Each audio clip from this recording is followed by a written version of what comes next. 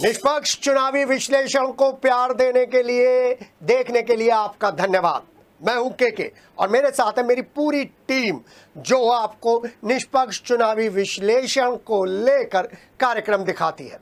और जब सिटी हलचल का ये प्रयास आपके सामने पहुंचता है तो हमें लगता है कि हमने भी 2024 के चुनावी माहौल में निष्पक्षता के साथ रिपोर्टिंग की है और ये हमें फीडबैक आपकी शुभकामनाओं के द्वारा मिलता है। तो अब निष्पक्ष चुनावी विश्लेषण में आमंत्रित कर रहे हैं एमएलसी धर्मेंद्र भारद्वाज को। धर्मेंद्र भारद्वाज शिक्षाविद भी हैं और समाज सेवी भी हैं और जिस तरीके से उन्होंने एंट्री की है बीजेपी के जरिए राजनीति में और एमएलसी के पद तक वो पहुंचे हैं, वो बताता है कि उनकी मेहनत, उनकी साफगोई, उनकी कर्मठता, उनकी ईमानदारी लगातार उनको पहचान दिला रही है। और 2024 का ये चुनावी मैनेजमेंट अगर पास से देखा जाए, माइन्यूटली ऑब्जर्व किया जाए तो उसमें कोई ना कोई पोजीशन धर्मेंद्र भारद्वाज एमएलसी मेरठ की भी होगी।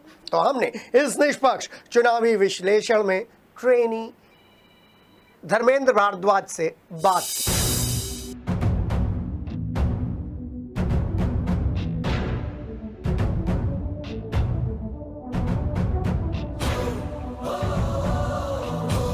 तो 400 पार क्यों नहीं होगा, मैं तो ये समझ नहीं पा रहा। मुझे तो ये कुछ समझ में नहीं आता कि 400 पार क्यों नहीं होगा। आज 400 पार है, अगली बार 500 पार होगा। मैं तो अभी से कह रहा हूँ 500 पार होगा। तो धर्मेंद्र भारद्वाज से जब हमने बातचीत करने की कोशिश की, शुरुआत की, तो उन्होंने एक बात कही, हमारे दिल को छू गई वो बात। उन्होंने कहा, मैं ट्रेनी हूं, मैं एक शिशु हूं बीजेपी का और अभी मैं सीखने के दौर में हूं, धीरे धीरे सीख रहा हूं। करीब 1 महीने से ज़्यादा वो मेरठ से बाहर रहे और उससे पहले उन्होंने मेरठ के चुनाव को लेकर जो तैयारियां की थी, मीडिया को जिस तरीके से कोऑर्डिनेट किया था, वो हमको बताता है कि जब नए लोगों को जिम्मेदारी दी जाती है तो ऊर्जा से लबरेज होता है उनका काम करने का तरीका।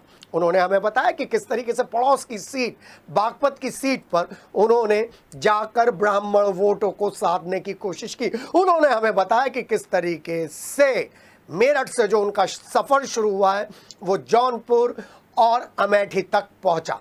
अपने इस लंबे सफ़र में क्या क्या उन्होंने महसूस किया, क्या क्या उन्होंने बताया, ये सब तो इस बातचीत में है ही, लेकिन साथ ही साथ एक मैसेज भी है। मैसेज है उस कार्यकर्ता के लिए जो बीजेपी में जी जान से अनुशासित होकर काम करता है। तो आइए मुलाकात करते हैं धर्मेंद्र भारद्वाज एमएलसी से और देखते हैं कि उन्होंने चुनाव को लेकर किस तरीके की तैयारियां की थी और एग्जिट पोल को लेकर उनका क्या विचार है। चलिए सुनते हैं ये दिलचस्प बातचीत। Countdown begins. चुनावी विश्लेषण, निष्पक्ष चुनावी विश्लेषण, और निष्पक्ष चुनावी विश्लेषण में एग्जिट पोल के बाद पहली बार हम बीजेपी के एक ऐसे ट्रेनी नेता से बात कर रहे हैं जो अपने आप को ट्रेनी कहता है, प्रशिक्षु कहता है, लेकिन है बिल्कुल अंदर तक उतरा हुआ। तभी तो एमएलसी बनाया, क्योंकि इतनी सारी भीड़ में एमएलसी बनना कोई आसान काम नहीं है। नहीं समझे? मैं बता रहा हूं, ज्यादा इंट्रोडक्शन नहीं देता हूं। धर्मेंद्र भारद्वाज शिक्षाविद हैं, समाज सेवी हैं और साथ ही साथ ट्रेनी कहते हैं अपने आप को बीजेपी का। नेता नहीं बताते, एमएलसी नहीं बताते। क्यों? क्योंकि अभी सीख रहे हैं। वो अलग बात है कि 1 महीने से ज्यादा पार्टी ने जिम्मेदारी दी पश्चिमी उत्तर प्रदेश के अलावा पूर्वी और मध्य उत्तर प्रदेश में जाकर चीजों को संभालने की। ब्राह्मण चेहरा है और धीरे धीरे जब ब्राह्मण चेहरा डॉक्टर लक्ष्मीकांत वाजपेयी के बाद ढूंढने से नहीं मिलता था, कमलदत्त बीच में आ जाते हैं, तो धर्मेंद्र भारद्वाज ने अपनी दमदार उपस्थिति दर्ज कराई है 2024 के चुनाव में। हमारे साथ धर्मेंद्र भारद्वाज एमएलसी उत्तर प्रदेश हैं। आइए बात करते हैं निष्पक्ष चुनावी विश्लेषण में कि यह चुनाव किस मोड पर है। एग्जिट पोल की बात नहीं करेंगे, हम बात करेंगे मेहनत की, हम बात करेंगे लोकतंत्र की, हम बात करेंगे कि 2024 क्यों अलग है। सर, स्वागत है सिटी हलचल पर। सबसे पहले तो मैं आपके चैनल को बहुत बहुत शुभकामना देता हूं। जिस तरीके से आपने अपने मेरठ में अपने चैनल को और चैनल के माध्यम से सच्ची आवाज़ उठाने का काम किया है, इसके लिए मैं आपको बहुत बहुत धन्यवाद देता हूं, बधाई देता हूं। सर, 102 दिन की मैराथन भागदौड़ और उससे पहले मेरठ की जिम्मेदारी, क्या सीन नजर आ रहा? मेरठ की जिम्मेदारी के साथ साथ मेरे पास कैराना का मैं सहप्रभारी था और कैराना के सहप्रभारी और मेरठ के मीडिया प्रबंधन प्लस भ्रमण टोली हमारे प्रत्याशी जो अरुण गोविल जी के साथ रहने का मौका मिला। और तीसरा इसी से लगी हुई हमारी बागपत लोकसभा है, उसी का मैं रहने वाला हूँ। सिवाल खास विधानसभा का एक ईकड़ी गांव है हमारा, तो उसकी भी कहीं ना कहीं ब्राह्मण समाज की जिम्मेदारी पार्टी ने मुझे दी थी। और जब हमारे यशस्वी मुख्यमंत्री योगी जी बागपत में आए थे तो उन्होंने स्पेशल मुझे कहा था कि ब्राह्मण समाज को बागपत में हमें देखना कि किस तरीके से वो तितर बितर ना हो। तो ये 3 लोकसभा की जिम्मेदारी कहीं ना कहीं छोटे छोटे रूप में पार्ट में मुझे मिली थी। उसमें भगवान की दुआ से और भारतीय जनता पार्टी के शीर्ष नेतृत्व के आशीर्वाद से जो मौका मिला तो मैंने उसे अपनी तरफ से 100% देने का काम किया है। और तीनों लोकसभा में और मुझे किसी तरीके का संदेह नहीं है कि हम किसी तरीके से चुनाव में कहीं पिछड़ रहे हैं, क्योंकि हमारी जीत तीनों ही लोकसभा में सुनिश्चित है 100%। सर, जब आज के दौर में जरा सी जिम्मेदारी मिलते ही फेसबुक अपडेट ग्रेडेड हो जाती है, तो धर्मेंद्र भारद्वाज क्यों पीछे रह जाते हैं अपना प्रचार और अपनी जिम्मेदारी बताने के लिए?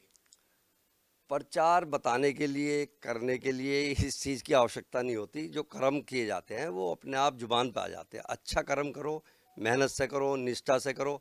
जो हमारी भारतीय जनता पार्टी के शीर्ष नेतृत्व में हमारे चाणक्य आदरणीय अमित शाह जी और जो हमारे अवतारी माननीय प्रधानमंत्री मोदी जी और मुख्यमंत्री यशस्वी और मुख्यमंत्री योगी जी के जो पद चिन्ह है उसी पे काम करना चाहिए। काम अच्छा करना चाहिए, निष्ठा से, ईमानदारी से, सज्जनता से, सहजता से, कर्तव्य निष्ठा से काम करना चाहिए। वो दिखता है, जो दिखता है वो बिकता है। जी हाँ, इसलिए हम धर्मेंद्र भारद्वाज एमएलसी मेरठ से बात कर रहे हैं, ये जानने के लिए कि किस तरीके से बीजेपी का प्रबंधन एक नए ट्रेनी को कुशल नेता बनाता है। सर, मेरठ की सीट के बारे में क्या कहेंगे? अरुण गोविल बाहर के प्रत्याशी थे, उनको एस्टेब्लिश करना बड़ा मुश्किल काम था, कितनी सफलता मिली आप लोगों को? पहले तो मैं आपको ही बताना चाहता हूँ, अरुण गोविल जी का पूरा परिचय आप लोगों ने 10 बार बताया, सभी मीडिया ने बताया। वो पहली बात तो ये है कि वो यहीं के रहने वाले थे, पढ़ाई लिखाई सब कुछ जन्म यहाँ हुआ है। वो किसी काम से किसी अपने आदमी व्यापार में चला जाता है, लौट के घर आता है, तो वो तो विषय नहीं था। विषय ये है कि भाई वो मेरठ में कम रहे और जिस अभिनय को उन्होंने 1987 में किया था, उस अभिनय को पूरे देश ने नहीं पूरे विश्व ने देखा था। और तो ऐसे तीर्थार्थ, ऐसे पुरुषार्थ के बारे में कहना कि भाई वो एक तरीके से चुनाव में कुछ कमियां निकालने की कोशिश की गई, ऐसा कुछ नहीं है। वो बहुत बेहद ईमानदार, सज्जन और ऐसे व्यक्तित्व है जिसको पूरे के पूरे मेरठ की जनता ने अपने हाथों पे लेकर के चुनाव लड़वाया। और भारतीय जनता पार्टी का कुशल संगठन और एक ऐसा संगठन है जिसके अंदर हो सकता है कि 2 बर्तन खटकते हैं, लेकिन शाम को आके दोनों बर्तन एक हो जाते हैं। उसमें हमारे यहाँ विरोधाभास नहीं होता, तर्क वितर्क होता है। तो सारे संगठन ने इतनी मजबूती से चुनाव लड़ा है कि चुनाव में दूसरी वाली पार्टी जो वादा कर रही है, अपने आप सोच रही है, अपने मुंगेरी लाल के सीन सपने देखने का प्रयास कर रही है, वो कहीं सिद्ध नहीं होते। और सिद्ध भी क्यों हो उनके? देखो, पूरे देश की राजनीति और उत्तर प्रदेश की राजनीति, खासकर उत्तर प्रदेश की राजनीति की बात करें तो उनके पास, सपा और कांग्रेस के पास जो वोट बैंक है, उसका एक साक्षात उदाहरण मैं आपको देना चाहता हूँ। जब अतीक, अशरफ और असद मरते हैं तो उनके घर में चूल्हा नहीं जलता, रोटी नहीं बनती, को भवन में चले जाते हैं पार्टी के लोग। और जब मुख्तार अंसारी मरते हैं तो उसकी कब्र पर जाकर आंसू बहाने का काम करते हैं। और जब जो हमारे देश के बलिदानी लोग हैं, जिन्होंने देश के लिए अपनी सब कुछ शहादत दी है, जो अपने देश के लिए कुर्बान हो गए, जो तो अपने देश, अपने परिवार को त्याग दिया, उनके लिए वो सोच विचार भी नहीं करते, तो फिर आप उनका वोट बैंक किसे मानते हैं? उसी को तो मानोगे जब खाना नहीं बनता और उनके कब्र पे जाते। तो एक ही तो वोट बैंक रह गया। उसके बाद जो 20% आप मान लो, उस 20% को दे दो आप उनको। मैं तो नहीं कह रहा कि उसको हमें दे दो, उसमें भी हमारे माननीय प्रधानमंत्री मोदी जी ने काम किया, 3 तलाक का काम किया, हमारी मुस्लिम बहनें, हमारी मुस्लिम माताएं हमारी साथ हैं। उसके बारे में बाद में बताऊंगा, लेकिन मैंने जो बताया वो वोट बैंक उनको दे दो आप। और बसपा का परंपरागत वोट, मूल वोट में से आप उसको 3 जगह हिस्सा कर दो, तो कैलकुलेशन की जरूरत ही नहीं है। हमारा वोट कितना है वो देख लीजिए। जो सनातनी वोट है, हिंदू धर्म का वोट है, हिंदुत्व का वोट है, जिसमें हमारे प्रधानमंत्री मोदी जी ने काम किया है, आज राम मंदिर का निर्माण हुआ है, 370 हटी है, 35A आया है, 3 तलाक आया है, CA आया, और जब ये आते हैं तो ये दोनों लोग और इंडिया गठबंधन के लोग जो है विरोध करते हैं। तो उनका वोट बैंक उन्हीं को उसी में सीमित है और उनमें भी डिवाइडेशन होता है। तो कहीं हमें किसी तरीके का भी कोई संदेह नहीं है, परिणाम हमारे पक्ष में जाने जा रहा है। लगभग 1 लाख वोटों से हम जीत जाएंगे। बिल्कुल सही आपने विवेचना की, लेकिन सिर्फ प्रश्न इसलिए उठ रहा है, आपने जो एक कैलकुलेशन बताई है, ये कैलकुलेशन 100% सही होती है अगर लो वोटिंग परसेंटेज ना होती। लो वोटिंग परसेंटेज की वजह से बार बार इस चुनाव में डिस्कशन हो रहा है। लो वोटिंग परसेंटेज की बात कर रहे हो आप सब लोग। लो वोटिंग परसेंटेज जितनी रेसों में हमारा हुआ है उतनी रेसों में उनका निकाल लीजिए। हमारा जितना रेसों में कम हुआ है 2019 का, 2014 का, तीसरा चुनाव है माननीय प्रधानमंत्री मोदी जी का, 14 वाला, 19 वाला और 24 वाला आप कैलकुलेशन करेंगे जब आप टेबल पे लेंगे। और पत्रकारिता में सबसे बड़ी बात ये होती है कि वो एक एक चीज़ पे जाता है, आप भी उस चीज़ पे जाओ। आपका अगर हमारा वोट परसेंटेज कम है तो कहीं ना कहीं उनका भी वोट परसेंटेज कम उसी रेसों में है जिस रेसों में 2019 और 14 में चुनाव हुआ था। तो उससे हमें डाउट ही नहीं है। और उसका रीजन भी सबसे बड़ा है लो परसेंटेज का। ये नहीं है कि भाई लो परसेंटेज, एक तो जिस दिन हमारा चुनाव हुआ उसमें कहीं ना कहीं मूवमेंट लोगों का हो गया। तीसरा ये कि गर्मी के कारण हुआ। चौथा कारण ये है कि चीज़ें इस तरीके से, पहला चरण का वो था तो उस तरीके से चुनाव उठाने में टाइम लगता है थोड़ा सा माहौल बनने में, तो इस वजह से थोड़ा फर्क पड़ सकता है। अदरवाइज तो किसी तरीके का हमें वो नहीं है। क्यों, जितना हमारा कम हुआ उतना उनका भी कम हुआ। कौन सी सीट लीड करेगी पांचों विधानसभा में? कैंट है, किठौड़ है, शहर है, दक्षिण है, कौन सी सीट लीड करेगी? धर्मेंद्र भारद्वाज, आम नागरिक, मेरठ से पूछ लो। सीधी सी बात है, जहाँ उनका वोट बैंक है, जहाँ पे मैंने बताया आंसू बहाते हैं और जहाँ पर कब्रिस्तान पे जाते हैं और जहाँ रोटी नहीं बनती, जहाँ वे ज़्यादा हैं थोड़ा उन्हें ज़्यादा मिलेगा, जहाँ हम ज़्यादा हैं हमें ज़्यादा मिलेगा। इसमें कोई वाइफरकेशन करने की ट्रेनिंग किसके अंडर में हो रही है? हर बात घुमा रहे हैं आप, बहुत अच्छी तरह से घुमा रहे हैं, बहुत बढ़िया। ट्रेनिंग कहाँ से हुई है धर्मेंद्र भाई, ये बताओ आप, क्योंकि आपका ये रूप मेरठ की जनता नहीं जानती और इसीलिए ये हम डिस्कशन कर रहे हैं, चर्चा कर रहे हैं कि जो नेता मुख्य धारा में आ रहे हैं उनको जानो, क्योंकि नई पीढ़ी का आगमन हो चुका है। जी, घुमाने की बात नहीं है, जो सच्चाई है उस मैंने आपको बताई है। उसमें अब कैंट विधानसभा है हमारी, उनका वोट बैंक कम है, हमारा वोट बैंक ज़्यादा है, तो ओबियसली हम अच्छी लीड करेंगे। फिर आप धीरे धीरे चारों विधानसभा में जाओगे तो उस हिसाब से फिर उसमें रेसों में बढ़ जाएगा। तो उनके पास जो वोट बैंक है उन्हें दे दो, जो हमारे पास है तो लीड हमारी कैंट विधानसभा ही करेगी, इसमें तो कोई बात ही नहीं है। तो अन्य चारों विधानसभा में भी हमारा ऐसा नहीं है कि हम वहाँ पर उस स्थिति में नहीं रहेंगे कि जहाँ हम बहुत पीछे चले जाएं। तो फिर कोई दिक्कत ही नहीं है किसी तरीके की। 2019 से और 2024 किस तरीके से इतर है, किस तरीके से अलग है? आपने इतनी मैराथन बैठकें की हैं, इतना बड़ा उत्तर प्रदेश का एरिया कवर करा है, क्या बात आपके सामने आई? पहले तो मैं आपको बस केवल एक स्पष्ट बात बता दूं कि जिस दिन 2014 में भारतीय जनता पार्टी के शीर्ष नेतृत्व ने एक ऐसे जननायक को कमान दी, उस जननायक को आप एक सामान्य व्यक्ति मत समझिए, वो एक अवतारी व्यक्ति है। और अवतारी व्यक्ति जब आता है, वो जब हमारा देश 14 में एक कलयुग की तरफ जा रहा था, लोग बाग डर रहे थे, सहमे थे, नकारात्मक थी, अंदर से अपने घरों से बाहर निकलने में भी एक नकारात्मकता थी। तो उसको जब मोदी जी ने संभाला, अवतारी मोदी जी कहें आप उन्हें, तो उन्होंने देश का माहौल, देश का वातावरण एक सकारात्मक की तरफ लेकर के गए और धीरे धीरे धीरे देश बढ़ता गया। ऐसी फिर 17 आया, तो 14 से 17 के बीच का आप कार्यकाल याद करो, 3 साल का जो कार्यकाल रहा, तो उस टाइम योगी जी तो मुख्यमंत्री नहीं थे। तो 14 के बाद जैसे 17 आया तो उत्तर प्रदेश की जनता ने देखा कि देश किधर जा रहा है, हमारा वातावरण, हमारा माहौल सकारात्मक का किस तरफ जा रहा है। तो भारतीय जनता पार्टी के पक्ष में 17 में सरकार बना दी और बहुत बहुमत से बनाई। वो तब बनाई जब अवतारी मोदी जी ने अपना परचम दिखाया कि मैं विश्व पटल पर ले जाकर भारत माता को कहाँ ले जा करके आपका सम्मान बढ़ा रहा हूँ। तो उत्तर प्रदेश में सरकार बनी, उसी में भारतीय जनता पार्टी के शीर्ष नेतृत्व का मैं बधाई और कोटि कोटि नमन करता हूँ कि उन्होंने दूसरे अवतारी योगी जी को मुख्यमंत्री बना दिया। और दोनों अवतारी, बस एक शब्द कह रहा हूँ, साहसी हैं, त्यागी हैं, प्रेमी हैं, कर्तव्यता है, कर्तव्य प्राणता रखते हैं और कर्मठता रखते हैं। वो घृणा की राजनीति नहीं करते, वो द्वेष की राजनीति नहीं करते, वो ईर्ष्या की राजनीति नहीं करते, वो तुष्टीकरण की राजनीति नहीं करते। वो सबको जोड़ करके चलने वाली राजनीति करते हैं। तो जब वोटर जाता है तो उन पांचों सातों चीज़ों को जो मैंने बताया है ना, उसको देखता है। उन्होंने अपने राष्ट्र को अपने शरीर, अपने परिवार से ऊपर रखा है, और अन्य पार्टियां अपने राष्ट्र को नीचे रखती हैं और परिवार को पहले रखती है। तो जब वोट दबाने जाएगा, क्या वोट उसको देगा? क्या वोट तो उसी को देगा ना जिसने देश का मान सम्मान बढ़ाया, जिसने राष्ट्र का मान सम्मान बढ़ाया, जिसने अपनी निष्ठा, अपनी ईमानदारी, अपना प्रेम पूरा का पूरा नौछावर कर दिया, देश के लिए सकारात्मक का माहौल बना दिया। तो वोट दबाने से पहले लोग सोचता है, 14 से पहले वोट की कीमत नहीं पता थी, लेकिन 14 से लेकर, जो आपने क्वेश्चन किया मैंने उसी का जवाब दिया कि 14 से लेकर 24 तक क्या हुआ। तो वोट आने वाले समय तक, आने वाली पीढ़ियों तक और इस कालखंड को याद किया जाएगा। शर्मा जी, मैं आपको बताना चाहता हूँ, आज जो आप पत्रकारिता कर रहे हैं और मैं जो विधायक बना हूँ भगवान के आशीर्वाद से, पता नहीं कितने की दुआओं से, मुझे ये कालखंड, मैं 14 में 259 वोटों से हारा, 259 वोटों से मैं हारा।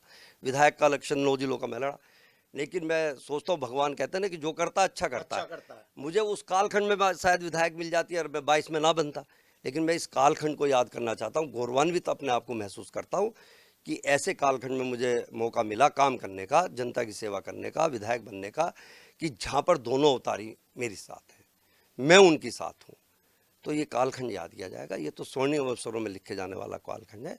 तो आने वाली सदियाँ भी कमल के फूल पे ही बटन दबाएंगी। एक वोट की कीमत से हमारा राष्ट्र का निर्माण होता है, देश का निर्माण होता है, और ऐसी ऐसी चीज़ें आती है जहाँ हम सोच भी नहीं सकते, वो कल्पना नहीं कर सकते। अभी तो पीओके की बात करेंगे, अब कहाँ छोटी मोटी बात करते हो यार, मेरठ की राजनीति की बात कर रहे हो, पीओके की बात करो। 2-3 साल में पीओके ले ना आप।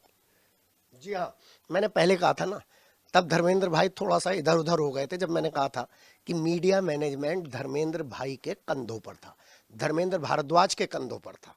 आपने देख लिया ना कैसे मीडिया को बता रहे हैं पीओके की बात करें। एक बात सबसे बड़ी धर्मेंद्र जी ये बात है कि पश्चिमी उत्तर प्रदेश से हर बार नरेंद्र मोदी प्रधानमंत्री भारत सरकार चुनाव का आगाज करते हैं। जब चुनाव का आगाज करते हैं तो एक नैरेटिव सेट हो जाता है। वो नैरेटिव इस बार गायब था। इस बार विपक्ष की पिच पर आप लोग बैटिंग करते हुए नजर आए। नहीं नहीं, ऐसा आपका सोच है, ऐसा विचार नहीं है। मैंने आपको अभी थोड़ी देर पहले बताया और फिर मैं बताना चाह रहा हूँ कि देश की जनता का चुनाव से पहले ही मूड और एक सेट हो जाता है दिमाग के अंदर कि हमें करना क्या है, और उसको सेट करने के लिए एक विश्वास जीतना पड़ता है। अगर घर का मुखिया, कहते हैं ना कि भाई घर में एक आदमी की, अच्छा मुखिया अच्छा हो, आपसे मैं पूछना चाहता हूँ, घर का मुखिया अच्छा हो। वो पुरानी आपने देखा कि पहले तो घरों में जॉइंट फैमिलियाँ रहती थी, और जिस घर का मुखिया बहुत मजबूत होता था और विश्वसनीयता जीतता था, तो वो क्या करते थे, यार घर बहुत अच्छा है, बड़ा अच्छा घर है यार उसका, उसके घर का माहौल अच्छा है, उनकी पकड़ बहुत अच्छी है, समाज की सेवा करते हैं। तो हमारे घर के जो मुखिया हैं दोनों, प्रदेश और देश के, वो इस तरीके से विश्वास जीत चुके हैं जनता का। और जनता का विश्वास एक बार जीत सकते हो आप धोखे से, देखो समझ लीजिए आप। हाँ, 3-4 बार हो चुका। नहीं, 14, 17, 19, 22, 22 में 37 साल का रिकॉर्ड तोड़ना, दोबारा रिपीट करना, कहीं ना कहीं तो विश्वास जीता होगा। कानून व्यवस्था देखो आज आप उत्तर तो प्रदेश, कोई नैरेटिव नहीं था इस बार चुनाव कोई में? नहीं किसी तरीके का। मैंने बताया ना, ये लगता है आपको न्यूसेंस। थोड़े बहुत लोग होते हैं जो भाई, संतुष्ट तो सभी को नहीं कर सकते आप, कुछ होते हैं जो असंतुष्ट भी हो जाते हैं। तो वो असंतुष्ट कुछ लोग हैं थे जो जिन्होंने थोड़ा बहुत करने की कोशिश करी, पर वो भी समझ गए कि आज 3 तारीख है, आज तक आते आते वो भी समझ गए कि देश को केवल माननीय प्रधानमंत्री मोदी जी ही चला सकते हैं और प्रदेश को योगी जी चला सकते हैं। और तीसरे चाणक्य अमित शाह जी ऐसे हैं जो हमारी सारी जनता का रक्षा कवच बन करके खड़े हैं तीनों। एग्जिट पोल के नतीजों पर विश्वास है या इससे भी अलग आएंगे नतीजे? माननीय प्रधानमंत्री मोदी जी का कहना एक ही है कि प्राण जाए पर वचन ना जाए। अगर वो कुछ शब्द निकालते हो तो उसकी महत्ता होती है। 370 निकाला तो उसकी महत्ता है, उसका भी कुछ ना कुछ सोच है देश के लिए, अपने 7 समुंदर पार जा कर के दिखाने के लिए।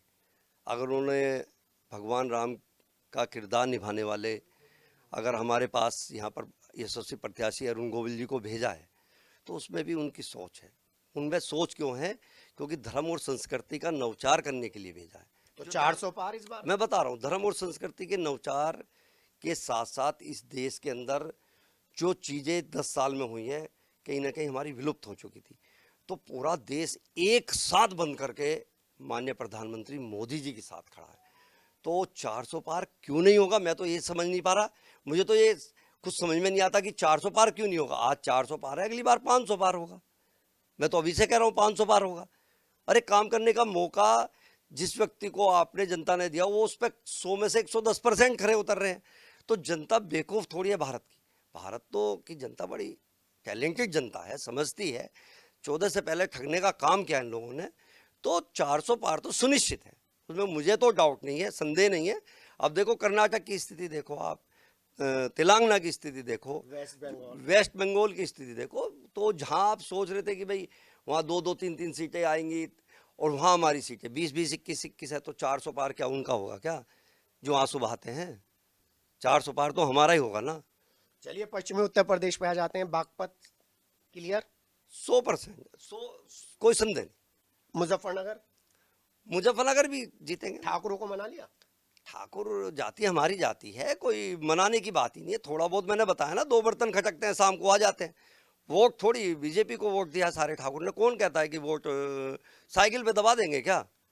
बताया ना मैंने, 3 उदाहरण तो दिए ना। ठाकुर वोट दबा देगा क्या साइकिल पे? सहारनपुर, सहारनपुर जीते, बिजनौर आपके पड़ोस में, बिजनौर जीतेंगे सब। मैंने बताया ना, कोई सीट हमारी नहीं है। जहाँ पे मैंने बताया ना, जहाँ पर जिनके ऊपर आंसू बहाने वालों की संख्या ज़्यादा है, वहाँ आप उस सीट को छोड़ के सब चीज़। धर्मेंद्र भारद्वाज जी। जी पूछो, क्वेश्चन पूछो। अगला क्वेश्चन बहुत अलग हटकर है। बीजेपी में ये इस तरीके की चर्चा है कि बीजेपी को कोई हराएगा। ये मैंने लक्ष्मीकांत वाजपेयी जी से भी पूछा, ये मैंने सुरेश जैन ऋतुराज जी से भी पूछा, और मीडिया को मैनेज करने वाले धर्मेंद्र भारद्वाज से भी पूछ रहा हूं। अगर बीजेपी को कोई हराएगा तो बीजेपी का वर्कर ही हराएगा। इस तरीके की सोच बाजार में है, राजनीतिक क्षेत्रों में। पहले तो मैं आपको बताया, फिर दोबारा बताता हूँ। मैं ना ही तो मीडिया को मैनेज करने वाला, मुझे पार्टी ने कोई काम दिया प्रचार प्रसार का, तो उसको बाखूबी निभाने का कर्तव्य मेरा बनता है, मेरी अपनी निष्ठा बनती है। तो उसको निभाने के लिए जितना प्रयास किया जाता उतना किया। मेयर साहब के चुनाव में भी मुझे कुछ अलग तरीके की आपकी भूमिका थी, वो मैंने खुद देखी है, क्योंकि वो चुनाव हारते हारते आप लोगों ने जीता है। नहीं, वो पार्टी के सभी संगठित कार्यकर्ता, देखो हमारी पार्टी के कार्यकर्ता के बारे में बताना चाहता हूँ। जो आप कह रहे हैं कि भाई हमारा एक एक पार्टी का कार्यकर्ता अनुशासित है, संगठित है और शांत स्वभाव का है। ये आप तीनों चीज लेके जाना। मैंने बार बार आपको कह रहा हूं, कोई भी विरोध आभास हमारे पार्टी के अंदर नहीं है।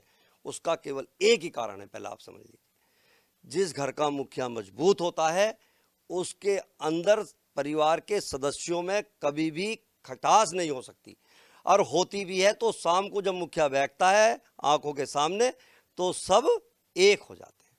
तो कहीं भी, क्या हमारे माननीय महानगर अध्यक्ष हों, जिला अध्यक्ष हों, पार्टी के जनप्रतिनिधि हों, हमारे संयोजक जी हों, हमारे कोई भी व्यक्ति हो, वो सबने मिलकर के बहुत अच्छी तरीके से और समर्पण भाव से चुनाव लड़ा है।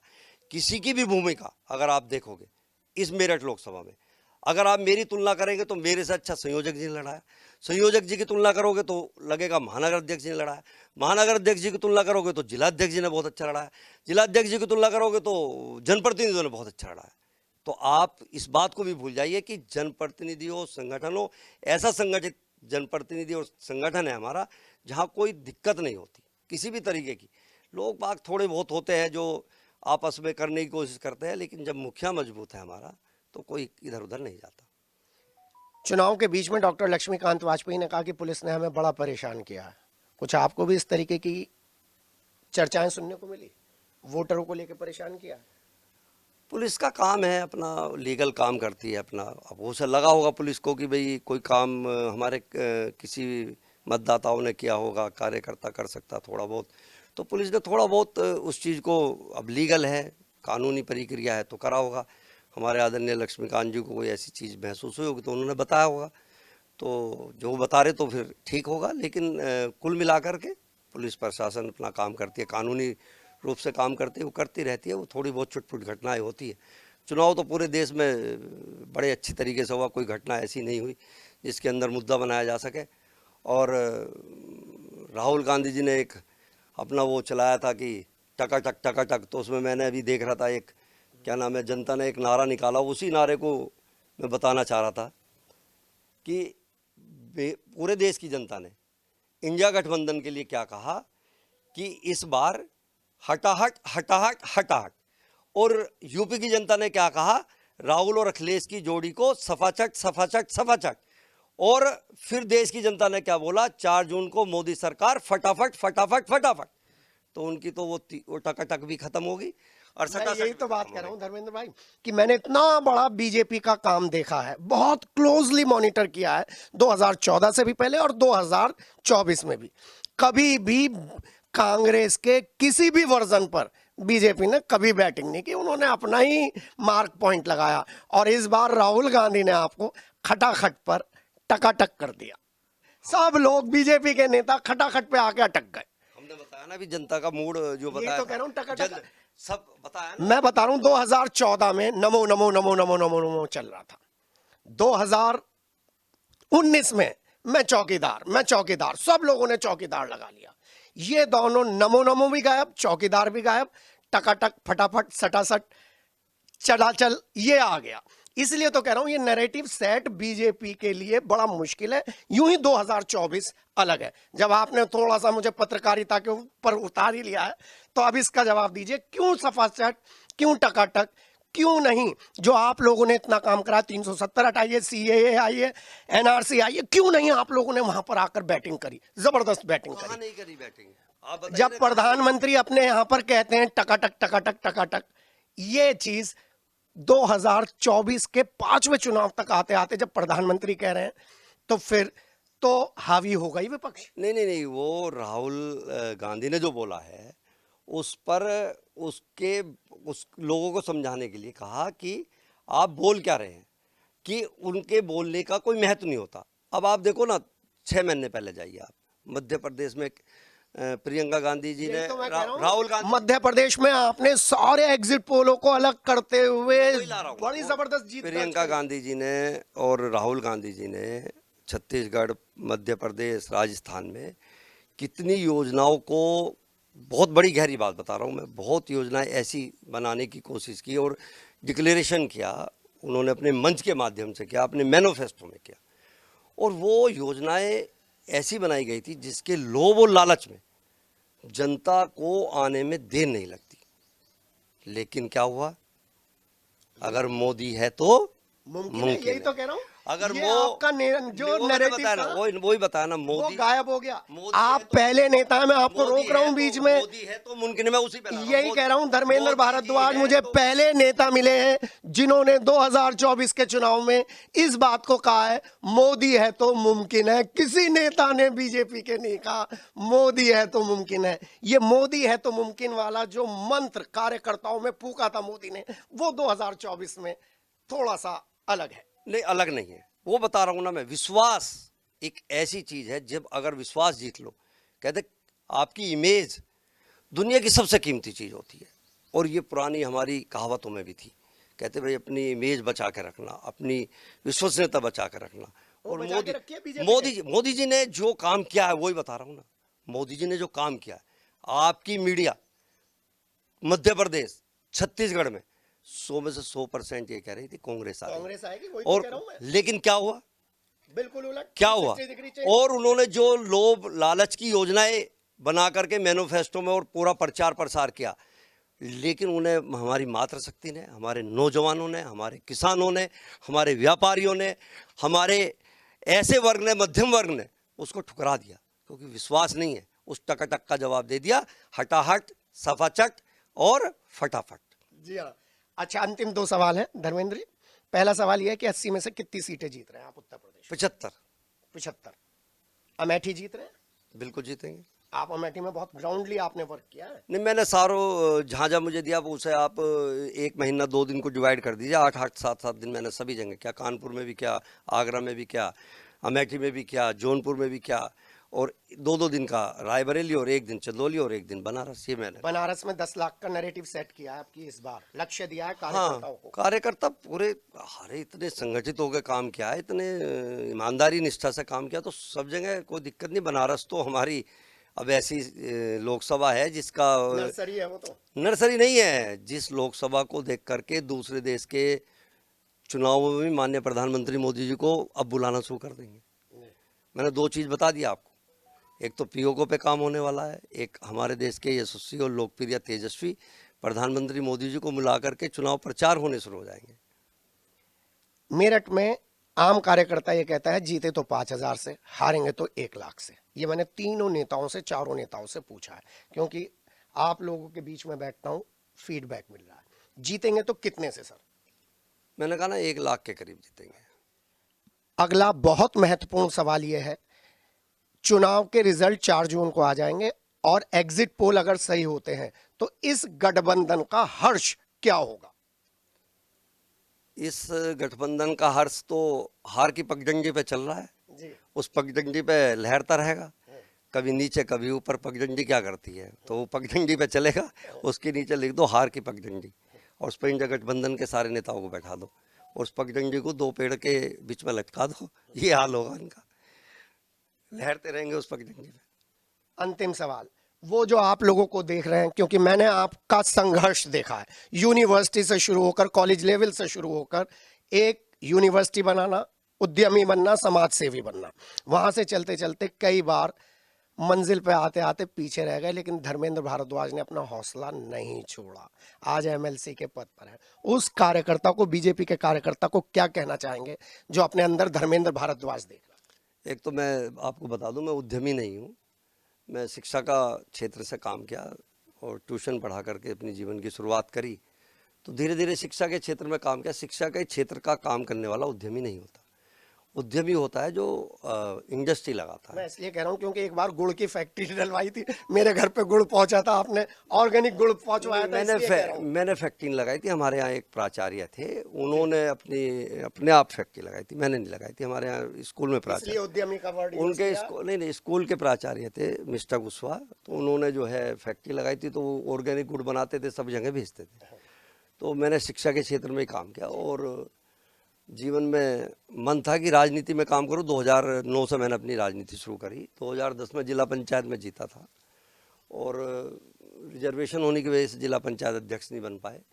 फिर 14 में चुनाव हार गए 259 वोटों से लगभग, और अब भगवान के आशीर्वाद से, भारतीय जनता पार्टी के शीर्ष नेतृत्व के आशीर्वाद से, और मेरे पिताजी नहीं हैं, उनका नाम पंडित महावीर भारद्वाज था, वो अपना प्रधानी का चुनाव लड़े थे, तो वो चुनाव हार गए थे 17 वोटों से। तो मन था कि उनकी इच्छा पूरी की जाए, तो मैंने उनका अपना, मतलब मैं 1 साल का था जब वो उनका मर्डर हो गया था, तो मैंने उन्हें नहीं देखा था, तो उनकी प्रेरणा है, उनका आशीर्वाद है पिताजी का, और पिताजी का आशीर्वाद जब सिर पे रहता है, उसके बाद माता का आशीर्वाद रहता है, तो दुनिया में सबसे बड़ा आशीर्वाद ही दोनों का रहता है। तो पिताजी की आत्मा का आशीर्वाद है, वो आत्मा शायद मेरे अंदर बनी रहती है, भगवान का साथ में सहयोग रहता है, सब भगवान साथ मिलकर काम करता तो चीज़ें आगे बढ़ती चली जाती है। सच्ची ईमानदारी से, निष्ठा से मैंने कहा, काम करोगे तो भगवान रास्ते दिखा देता है, ईमानदारी से काम नहीं करोगे तो वो रास्ते बिगाड़ देता है। सज्जनता से, ईमानदारी से काम करो तो रास्ते अपने आप बनते चले जाते हैं। हमारी भारतीय जनता पार्टी के सभी ऐसे कार्यकर्ता हैं, सब निष्ठा से काम करते हैं, साहस से काम करते हैं, त्याग की भावना से काम करते हैं, प्रेम से काम करते हैं और राष्ट्र के प्रति समर्पण होकर भाव से काम करते हैं। तो मैं हर कार्यकर्ता को बधाई देता हूँ, वंदन करता हूँ।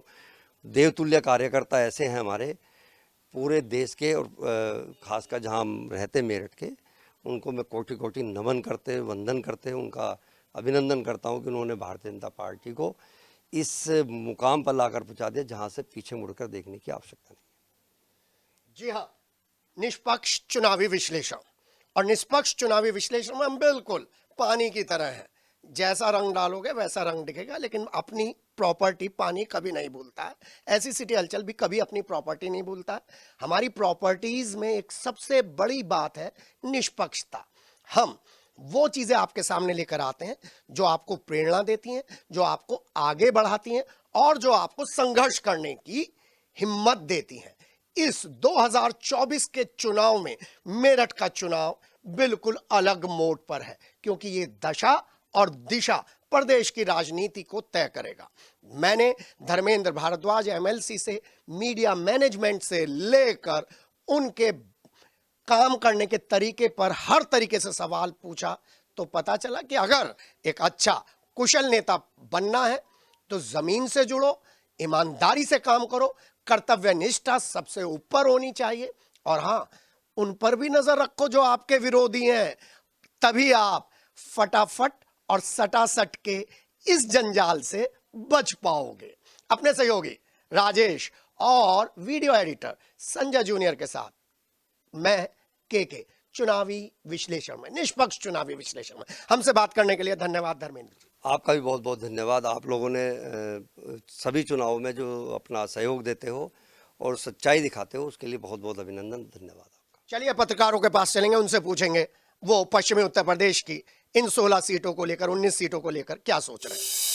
शायद एमएलसी धर्मेंद्र भारद्वाज ने अभी तक किसी को इतना बड़ा इंटरव्यू नहीं दिया।